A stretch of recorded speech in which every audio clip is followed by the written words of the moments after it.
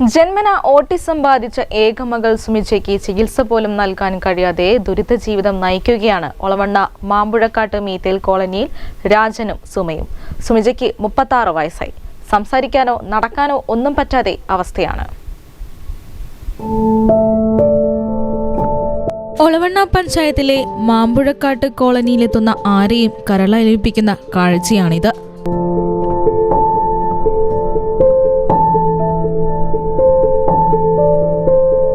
Autism ബാധിച്ച ഏകമകൾ സുമിജയെ പരിചരിച്ചുള്ള ഇവരുടെ ജീവിതത്തിന് ഇപ്പോൾ സുമിജയുടെ അതേ പ്രായമാണ്. സംസാരിക്കാനോ നടക്കാനോ ഒന്ന് നേരെ ഇരിക്കാൻ പോലും പറ്റാത്ത സുമിജയുടെ താങ്ങും തണലുമാണ് ഈ വൃദ്ധ മാതാപിതാക്കൾ. ജീവിത പ്രാരാബ്ധം കൂടിയതോടെ കഴിഞ്ഞ 15 വർഷത്തിലേറെയായി കൃത്യമായ ചികിത്സ നൽകാൻ പോലും പ്രയാസപ്പെടുകയാണ് ഈ കുടുംബം. ആഴ്ചയിൽ 3 ദിവസവും കോഴിക്കോട്ടെ പല സ്ഥലങ്ങളിലും ഉന്തുവണ്ടികളിൽ പച്ചക്കറി കച്ചവടത്തിൽ നിന്നും ലഭിക്കുന്ന വരുമാനം കൊണ്ടാണ് ജീവിതം മുന്നോട്ട് കൊണ്ടുപോകുന്നത്. എന്നാൽ ഇതിൽ നിന്നും കിട്ടുന്ന വരുമാനം ഭക്ഷണത്തിന് പോലും തികയുന്നില്ല. രാജിന് കിട്ടുന്ന വാർദ്ധക്യകാല പെൻഷനും സുമിജയുടെ വികലാംഗ പെൻഷനും കിട്ടിയിട്ട് 7 മാസം കഴിഞ്ഞു. അതോടെ സഹകരണ ബാങ്കിൽ നിന്നും വാങ്ങിയ 2 ലക്ഷം രൂപയുടെ ലോണിന്റെ തിരിച്ചടവ് മുടങ്ങി. ഇനി ജപ്തി നോട്ടീസ് ഏത് സമയത്തും ലഭിക്കുമെന്ന ആശങ്കയിലാണ് കുടുംബം. പച്ച മോശമാണ്. പിന്നെ മോള് അസുഖം പറഞ്ഞാൽ 2-3 വയസ്സ് തുടങ്ങിയപ്പോഴാണ് നടക്കില്ല എന്ന് പറഞ്ഞത്. ആദ്യം ദയനീയം മോശമാണ്.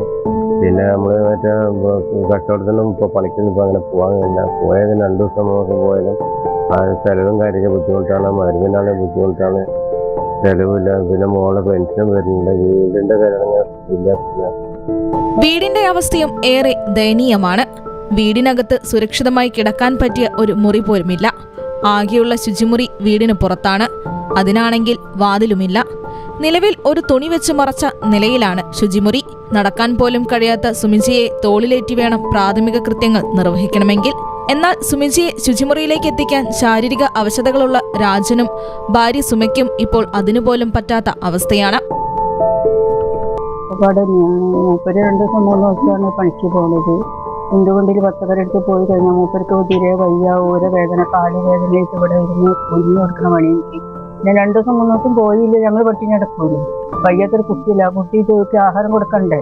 അതിനൊക്കെ ഇഷ്ടമുള്ളതൊന്നും കൊടുക്കാൻ ഞങ്ങൾക്ക് കഴിയൂല. എപ്പോഴും ബിരിയാണി വേണം അങ്ങനെയൊക്കെയാ പറയുക. ഹോട്ടലിലെ കനങ്ങൾ ഒക്കെയാ പറയുക. ഞങ്ങൾ ഇവിടുന്ന് കൊടുക്കാനാണ് എത്ര ചോറും കഞ്ഞിയും കൊടുക്കുക, അത് തിന്നാൻ കൂട്ടക്കൂല. നേരത്തെ വീടിന്റെ അറ്റകുറ്റപ്പണി നടത്താൻ 1 ലക്ഷം രൂപ പഞ്ചായത്തിൽ നിന്നും അനുവദിച്ചിരുന്നു. എന്നാൽ പഞ്ചായത്തിൽ വീടിന്റെ രേഖകളില്ലെന്ന് കാരണം ചൂണ്ടിക്കാട്ടി പിന്നീട് അത് നഷ്ടപ്പെടുകയാണ് ഉണ്ടായത്. മനസ്സിലുള്ളവരുടെ കരുണയുണ്ടെങ്കിൽ മാത്രമേ ഇനി ഈ കുടുംബത്തിന് മുന്നോട്ടു പോകാനാവൂ. അങ്ങനെയുള്ളവരുടെ കനിവിനായി കാത്തിരിക്കുകയാണ് ഓട്ടിസം ബാധിച്ച സുമിജിയും അവളുടെ താങ്ങും തണലുമായ ഈ വൃദ്ധ മാതാപിതാക്കളും. News bureau, Kozhikode.